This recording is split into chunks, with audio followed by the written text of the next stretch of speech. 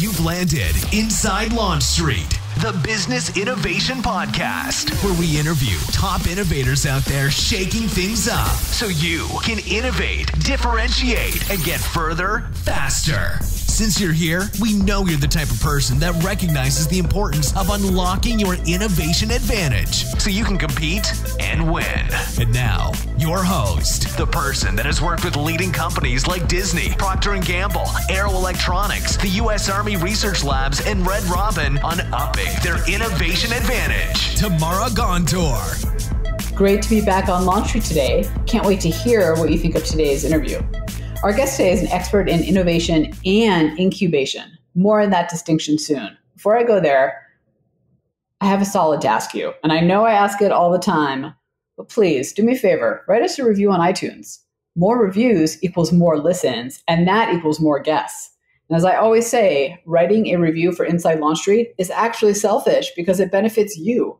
So go be selfish. You have my permission. Okay, back to today's guest, Pam Maynard. She is the president of product and innovation at Avanade, which is an IT consulting, which was created actually as a joint venture between Accenture and Microsoft, which is interesting in itself. It's a leading digital innovator with 34,000 employees worldwide. Pam's primary focus is to ensure Avanade's clients are successful and secure on their digital journeys. She also keeps the company ahead of the curve of emerging technologies. Pam shares incredible insights on creating a culture of innovation through real tangible actions and processes. We also talk about what it takes to really stay ahead of the curve and not fall behind. Because let's face it, oftentimes, it's not even until we're behind that we realize what's happening. She's going to talk to us about how to stay on the other side. All right, it's go time. Pam, thank you so much for joining me today. I have a feeling this is going to be a lively conversation. Thanks, Tamara. I expect it will too. So let's start off with, I'd love to hear from your perspective, especially given your work in innovation. What's your favorite, kind of more on the personal side, innovative brand or business, and why?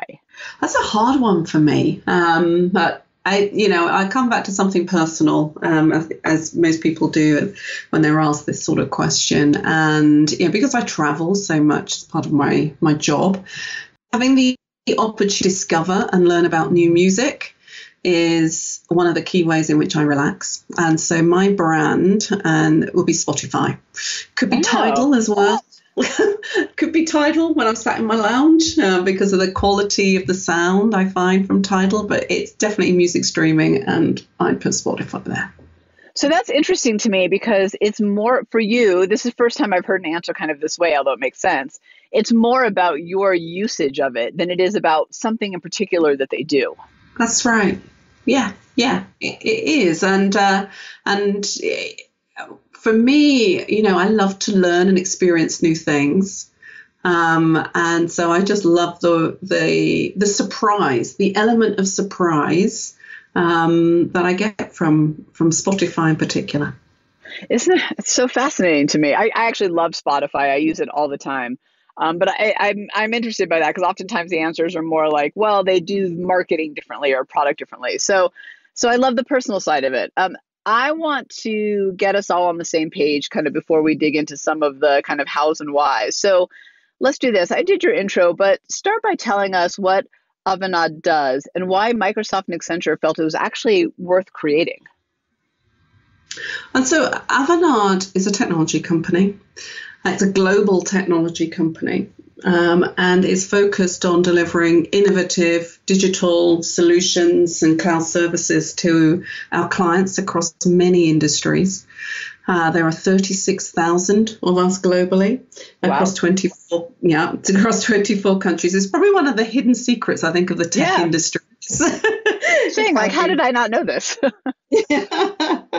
And it's all about helping our clients, to bring the best thinking, if you like, to, or through we pride ourselves on our collaborative culture that also honors diversity. And I'm certain that's a topic that we may come back to.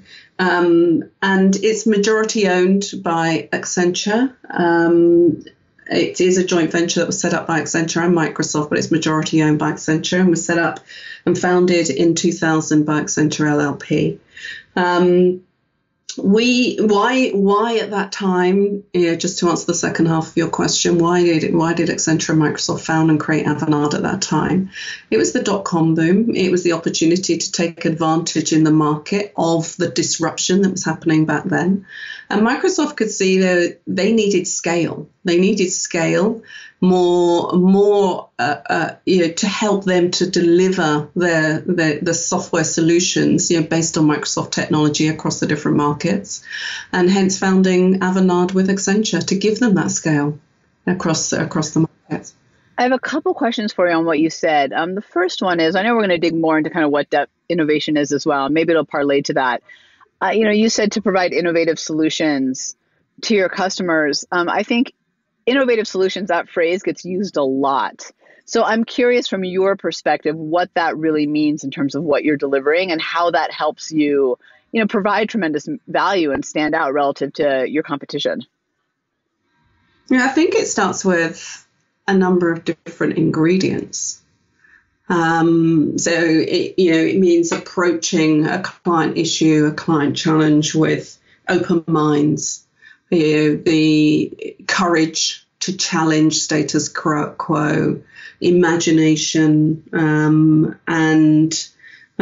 bringing diverse thoughts and perspectives, and not just from an Avanade point of view, but as we work together with our clients. Right, so challenging our clients as well to bring open minds, imagination, disruption, into the room. And an example of that would be the work that we did with Merck Manuals. So Merck is a large pharmaceutical company, large global pharmaceutical company. And they're known for what's known as Merck Manuals, which is probably one of the most trusted medical journals available in many, many, many different languages, across, a very heavy, it was over 3,500 pages. So you can imagine, keeping that thing updated, keeping it relevant, keeping it current was a massive exercise. So we worked with them to reimagine, what that could look like. And to really think about that from the perspective of the user, the doctors, the nurses, how they might need to absorb, how they might need to discover the material, use the material, and to challenge them to think about it differently and to take the experience front and center. And so we helped to create that, online, a digital journal, leveraging cloud technologies, which meant it was, available much more broadly, was faster to update, to keep current and keep relevant. So if I hear you right, Pam, kind of what you're saying in that process, which I really love, is you start with the customer, the user, whoever that is in your world. And for you, that's, in this case, is the nurses and doctors. And then you work your way backward to, let's call it the ideal or best solution. And then you figure out, well, what resources can we deploy? And the reason I highlight that for us on Launch Street is I think oftentimes we start the other way around. Well, what's our product or service? And then how do we connect it to the customer versus what I hear you saying, which is, and I've heard some other guests say recently too, which is start at the end and kind of work backwards almost. And that's how you get to be able to imagine new possibilities versus kind of starting from I would think it's a more myopic view of starting product first. Yeah, which can be constraining, right? In terms of really thinking big and thinking disruptively. Yeah. Well, you mentioned kind of ingredients and innovation. What do you think makes great innovation? So, I think it's, some of those are, coming back to the point around the ingredients. I mean, the open minds, being able to think big, thinking disruptively. Vision, very important as well. Where is it that you want to get to? And, what is it? And what's the appetite as well in the organization, to go big? Some organizations, maybe they don't want to go big. They want to be disruptive, don't feel they can. They want to take a more iterative approach. I think it's really about understanding the what and the how. I think as well, it's about,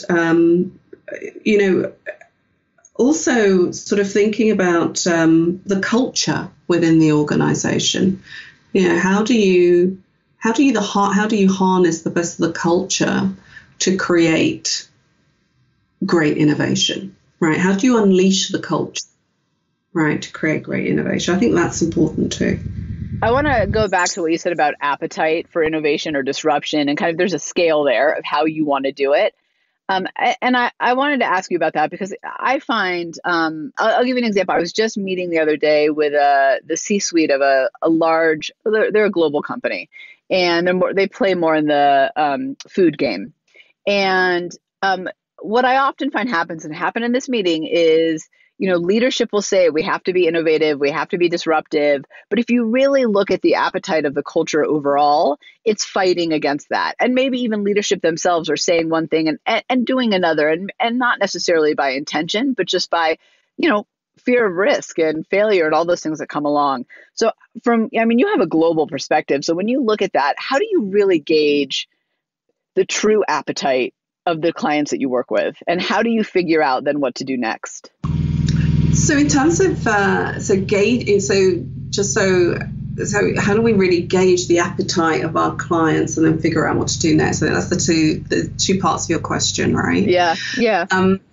And I absolutely understand what you say in terms of, typically the C-suite wanting to really push forward on innovation, and then maybe the operating system within the organization preventing that from happening. So, for me, it's one of the keys to that is having, I think, the courage as a leadership team to really create the space to innovate tomorrow, and allow and understand that, in creating the space, what might actually come out of the process.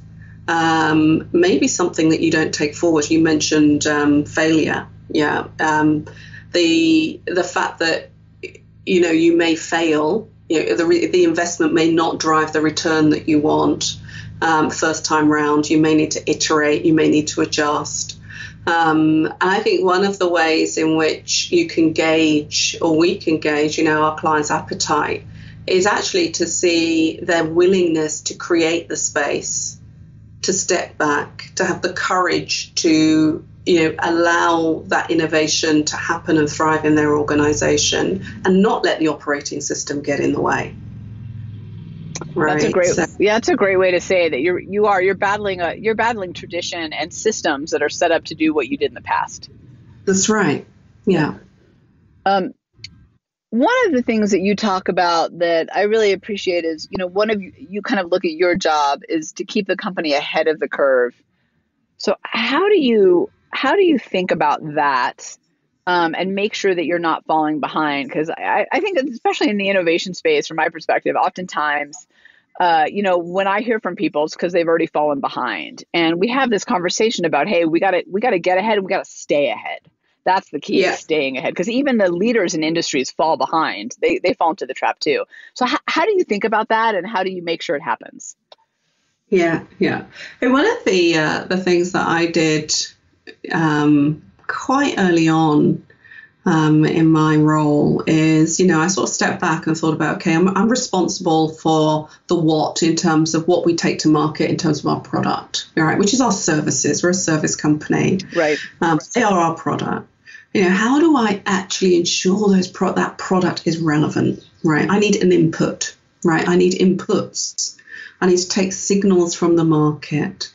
And so I created an emerging tech function, right, which will scan the market for me, right? Because the thing with tech as well is it moves so fast. So fast, yeah. So fast.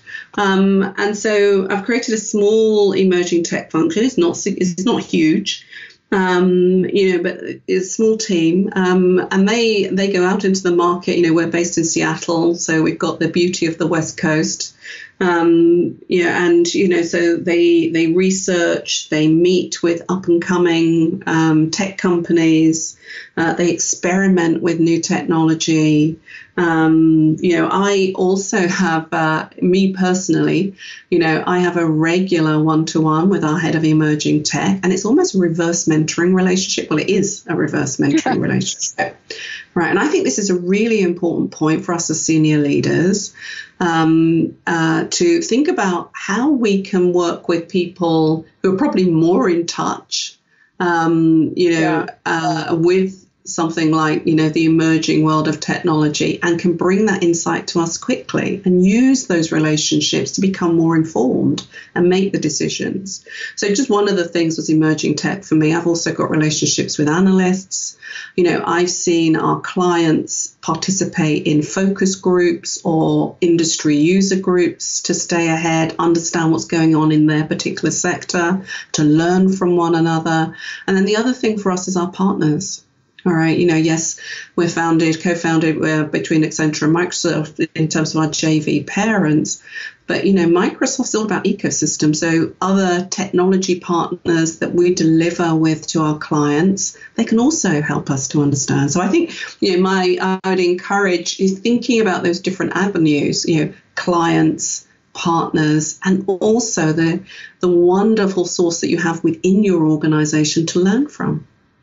I would just challenge all of us on Lawn Street to listen to what Pam's saying, and actually, I can envision right now just a little bit of a mind map of who can I tap into in my ecosystem, and maybe even on the edge of my ecosystem to keep me thinking forward versus backwards. Because I think oftentimes those great kind of connections happen when I'm talking to someone who's just barely touches what I do. Yeah. I mean, I have the benefit of interviewing people like you all day long. So I am just constantly absorbing stuff. That's what I do for a living, which is feeds my soul. But I really appreciate what you're saying. I think we all get too down in the weeds. And we forget to look up and kind of have that. But what I appreciate mostly about what you're saying is it's part of your job, not just something that you haphazardly do when you have a chance. Is that fair to say? Yes, that's right. Yeah. Absolutely. Yeah. So that's what we need all to do, make it part of our job description. I want to go off on a little bit of a tangent and ask you a global question for a second before I kind of pull it back in, because it's just kind of been percolating in my head as you've been talking. One of the, I think, incredible benefits and vantage points that you have in your role and given what you do and your scale is you are working with clients globally. And I would love to hear from your perspective in the business world today, what it takes to think with a more innovative approach, or even, I guess, act with a more innovative approach and mindset, just from a kind of global perspective, because you're seeing everything that's happening, which is why you need emerging technology people, because that's a lot to take in. Yeah. What do I see globally? I think, I see a lot of what we've been touching on already in terms of, people. I see there's definitely more of a hunger to learn, be more inquisitive. I think, your point around getting heads up, I see a lot more of that. What I'm seeing as well is more of a trend towards really understanding the sort of experience that needs to be created in order to engage, retain, delight customers. But not only that, the other side is employees as well. Yeah. Because the talent war, as organizations move into taking advantage of digital technology, digital disruption, that talent war isn't just happening in, the tech world, it's happening everywhere. And so and across all sectors as well. So I'm seeing, in the past, in terms of my world technology, there was a heavy focus on operational systems, back office systems, driving process efficiency and effectiveness. What I'm actually seeing now is, as I say, that pivot much more towards the front end of businesses, the experience that products and services are creating, and I say not just for customer but also internally for employees. So I understand that. So I'm so glad you mentioned employees and the war on talent, because I couldn't agree more. And oftentimes when I'm in technology, so oftentimes when I keynote, what people will often say to me after is, or before is, I'm really struggling because technology can do a lot of my job. Like, where do I fit in given all this? And then on top of that, right, to your point, there's this incredible war on talent of actually getting and retaining people. So I want to dig into that a little bit, because I think it's really important to have a culture that's thriving, and hence a business and a bottom line that's thriving, is you've got to really take care of your people. And I think that's really kind of come to light recently in the last, 5-10 years. But how do you think about creating that culture to, I think, and I may be paraphrasing here the way you said it, because you said it beautifully, but about kind of, how did you say it, about attracting, retaining, engaging? I might have them flipped. Yeah. How do you think about that? So, I mean, from an Avanade perspective, it starts with our values, right? I know that's often overused, right? Oh yes, vision, values, operating system. But I really, really do believe that. I really do believe that.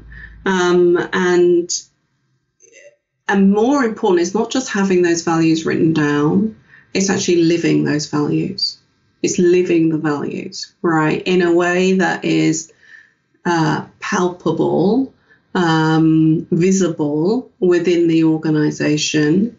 And it starts with the leadership. As you know, I'm a member of the Avanade executive, and even in terms of how we operate as a leadership team, we have a set of norms which are built off of our values, and we will call each other out when we don't feel, that every voice is being heard around the table, or we really are, and that everybody does count, right? And so starting with us, and making sure it's visible in terms of how we behave, and then taking that through our teams. But it actually starts with defining the values and absolutely living the values. More recently, we've talked about how, and we've adjusted our way of working, if you like, in terms of, looking to see how we can drive human impact in the work that we do, right? So with our customers, for their customers, for their employees. We've also stood up our non-profit division of our business. And one of the reasons that we've done that is because that having that sense of purpose now in terms of the societal impact of what we do is becoming much, much more important in terms of attracting and retaining employees and allowing employees to feel that they've got a sense of purpose in the work that they do. Right. Can you give me a tangible example of one of those values? I don't want to obviously throw anyone under the bus or put them on a pedestal, but just an example of kind of how that happens. Yeah. So one of our values is we believe everyone counts. That's it. We believe everybody counts, everyone counts. And the way we bring that to life is through our diversity and inclusion agenda. We have on our scorecard, so very tangibly, a measure of, our diversity. How are we addressing and creating a more diverse workforce, a more diverse employee base? So fundamental, very tangible, very quantitative measure to make sure we are driving that in Avanade as a tech company, whereas often tech companies are heavily male oriented. Yes. And so having a very clear metric, and then in terms of the way in which we work, how we work, then challenging ourselves to make sure as we look around the table, we're in team meetings, we're in meetings with clients, that we really are bringing a diverse perspective into the room, right? And we are, because it's been such a fundamental in terms of how we've worked, in terms of bringing that value to life, we're actually seeing the sea change within the organization. And it started very much with gender, but it's now moving on. LGBTQ, veterans, and and we're seeing the change tomorrow. So, yeah. So I, believe very strongly that diversity in thinking equals better collaboration, better ideas, better solutions, better business overall. And that we, not just from a humanity perspective, but also from not just, humanity is not a just, but from that perspective and from the business perspective, it's highly valuable. I'd love to hear your view on that, on why you think, diversity is A, so important, and B, kind of how it's really actually impacted the business. Yeah, there are many studies out there. Right? McKinsey did a famous one as well, which talked about the impact, the more diverse organizations and the impact on bottom line, right, from their research. More diverse, they managed to prove the connection between that and profitability, right? And which is accepted. I think, going back to our topic today around innovation, one of the key aspects to innovation, and, we talk about imagination being disruptive. I don't believe you can actually get there unless you can have diversity in the team that's, reimagining, rethinking, ideating around that problem, right? So for me, actually being able to achieve innovation, and be successful as an innovative organization requires diversity. Fundamentally, diversity is critical to achieving that. So for example, some of the work that we did for the Open University of Australia, and helping them to becoming much more effective in terms of the number of admissions and their reach in terms of students. And we actually brought students into the room to help to reimagine how that should work, right? How the enrollment process should work, etc. Which, diversity of thought in the room around the table to reimagine and rethink the problem, right? The answer to the problem. That's so cool. And I like what you said about diversity being on so many layers, right? Veterans, young, generational, gender, et cetera. Because there's so many ways, I think, to cut that pie, and so many different powerful perspectives to bring in. And I have found in our work that if you set people up to recognize that, hey, this is a diverse group of people, we all come from different perspectives, to take a moment to level set that a little bit, then they actually do respect each other and do collaborate really well. And I think oftentimes where diverse teams run into challenges is because they're not used to it, right? They're used to birds of a feather, but you and I both know those solutions and ideas tend to go nowhere. You can't reimagine with everybody coming from the same perspective, looking in the same box, right? With the same information. But you got to kind of give people a little bit of a training around, hey, and we're going to do this a little bit differently, and it's powerful, but let me help you get started down this path. Yeah, that's right. What do you, because, being able to innovate and real collaboration, as you talk about often, is so important. What do you think stops people from innovating? If you look across your company and your clients, what's the brick walls that keep them from doing it? So if I think about my own experience, so in my career, I've been an operational leader. I ran the UK business for Avanade. I then went on to run Europe for Avanade. So operational, very focused on delivering the P&L, right? The P&L, the profitability of the business, the quarterly results, especially bottom line, and that's it. Exactly. The role I'm in now is a more strategic role. I don't have, and I'm going to use the word shackle, right? I don't have the shackles of the P&L as such, right? Obviously, I'm part of the executive team, so I'm very focused on our bottom line results and our growth. But my role is very growth oriented, right? It is about driving growth. And the operational leaders focus on the day in, day out, execution of the business. What that has done is created space, right? So that's created space for me to think and for my team to think forward and be out in front of the organization around where we need to get to. And so one of the things that I think, does prevent people from being innovative or prevents innovation is when you try and lock it into the operational side, right? Or try and do it as part of operational execution. So my belief is that you need to create some way of separating some sort of space between your innovative function and your operational functions. Right. And I've come to that conclusion through my experience over the last 18 months in my new role and having moved out of operation into much more of this strategic, innovative role. Space is critical. When we have it in the operations role, what happens? Is it just so constrained that you can't ever get to those new, even incremental innovation changes? Is that why?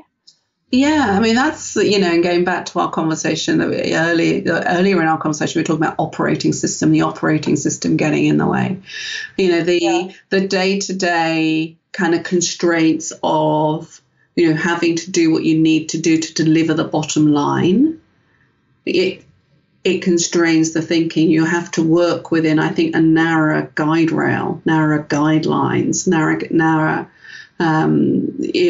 that need to be very focused on results all the time. I think if you step back, I think what it will allow you to do is more latitude to not only succeed but also fail and learn from failure, right? Than if it's built into the operational side. Yeah. So you mentioned failure, and we're actually talking about it a little bit before. How do you set up an approach that allows you to fail without massive ramifications?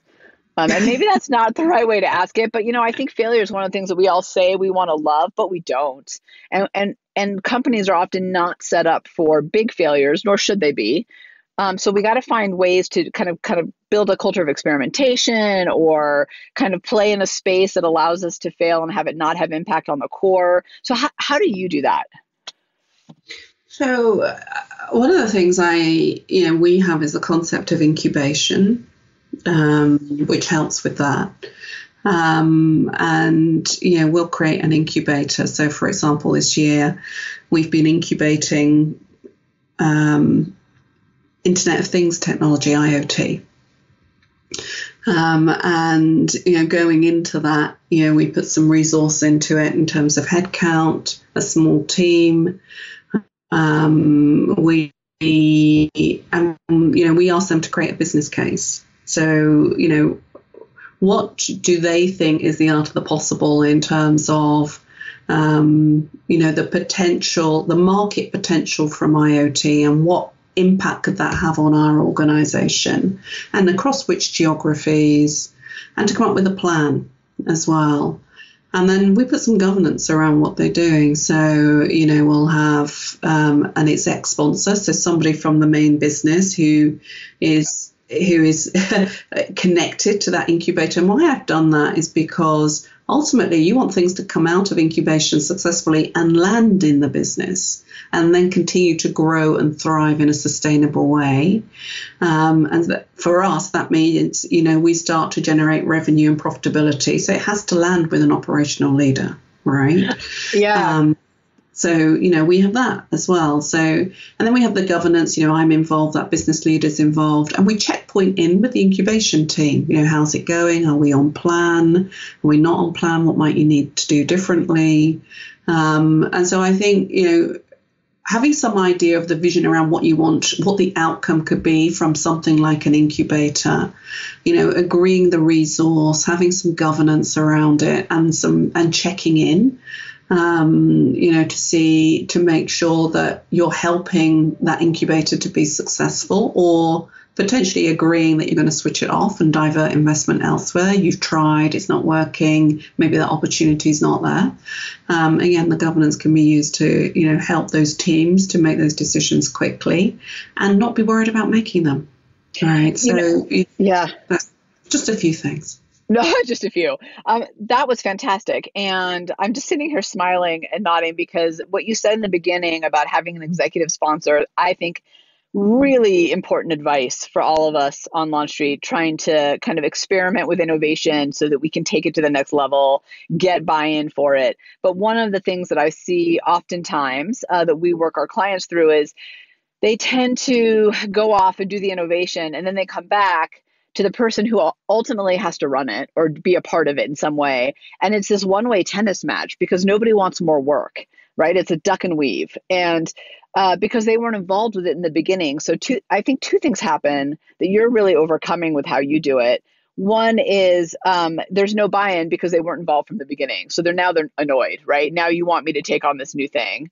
The second thing is the idea itself, whether it's a product or service, is actually not fully thought through because it was missing the operational perspective from the beginning. Yeah, that's right. And this is key to me as well. And again, we've been on this journey tomorrow, right? I mean, yeah. I've learned this lesson because I observed from my operational role how successful these incubators were. And what you've just said is something that's really important is as the incubator scales, so it hits key milestones, you're sort of seeing some positive results. Okay, let's take this to the next level. Some of the milestones are about, as I say, the connection with for us, our geographies, our regional teams. Right. You need to make sure as well that from our perspective, we're not just scaling technical capability, but we're actually scaling the support capability that goes around that, right? So our learning and development or our legal function or our selling function needs to understand, what this thing's all about and how we may need to take it to market differently. Therefore, our marketing function needs to get ready. And so you have to bring in those different capabilities as part of your incubation thinking. Yeah, absolutely. I can't believe, I feel like I need to have you back because I want to ask even more about your incubation program and how it works. Although I think the advice you gave was tremendous about having that connection to operations and also forcing them to build a case study and saying, let's show the proof in this, justify this. I part of the reason I watch Shark Tank isn't because it's not just because they're entrepreneurs and it's fun, but because I want to hear the questions they ask, because it helps me think about how do I bulletproof my thinking in my business as I grow. And that is, and I know Shark Tank sounds like an odd tangent, but it's like those things that you pull in that you go, okay, I've got to prove, how would I answer that question if I was asked that? And how do I prove that? And I think for all of us, trying to innovate, that is so important to really think about not just how brilliant you think your idea is, but the case study behind it. And we miss that often. Before we get going, where would you like people to go to learn more and connect? So you can find me on LinkedIn and you can find me on Twitter. My handle is Pam Ava, AVAGM. That's me on Twitter. And Awesome. We will put the link in the show notes for that. Pam, this has been fabulous. I got one last question for you. What's your final piece of advice for people like me and all of us out there trying to stay ahead of that curve? Stay out. It's such a big curve sometimes. My final piece of advice is to take the opportunity to make the time to continuously learn. Mm-hmm. Right, that would be my part. Make the time to continuously learn and think about those sources of learning that are available to you. Yeah, and there's so many. Yeah, exactly. But we have the reverse mentoring. Maybe there's a partnership. There are so many, and there are often ones that are right in front of you that you didn't even realize you could take advantage of. So that's right. That was great advice. And to what you said earlier about it, actually make it a part of your agenda versus a nice to have when you have time. Pam, this has been fantastic. Thank you for your insights around kind of what you do. I think both at the global scale, but also at the granular scale. I think there's a lot of really tangible elements that all of us can take away from this conversation. So thank you. Thank you, Tamara. Thanks for hanging with us on Inside Launch Street. If you know someone that is truly ready to unlock their innovation advantage, have them join you on Launch Street. Discover your innovation advantage. Build a team of high-performing innovators and ignite ideas and solutions that create massive impact. LaunchStreet.com. LaunchStreet.com. Remember, innovators, if you don't take the leap, somebody else will.